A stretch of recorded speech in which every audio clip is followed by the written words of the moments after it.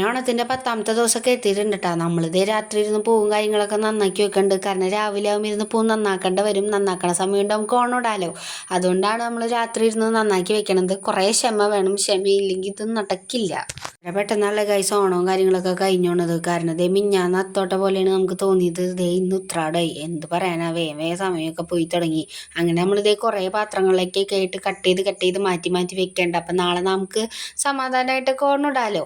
അങ്ങനെ ഇതേ കുറേ പച്ചിലയൊക്കെ നമ്മൾ പറിച്ച് വെച്ചിട്ടുണ്ടായിരുന്നു. രാത്രിയും കൊണ്ടൊക്കെയാണ് നമ്മൾ അമ്മയും കൂടി നന്നാക്കിയിട്ടാട്ടോ ഇതൊക്കെ നന്നാക്കി വെച്ചത്. ഇനി ആ ഇലയൊക്കെ കട്ട് ചെയ്തെടുക്കണമായിരുന്നു. നല്ല ക്ഷമയുള്ളവർക്കാണ് ആ ഇലയൊക്കെ കട്ട് ചെയ്യാനിരിക്കാൻ പറ്റുള്ളൂ. കാരണം അമ്മയ്ക്ക് നല്ല ക്ഷമയുണ്ട്.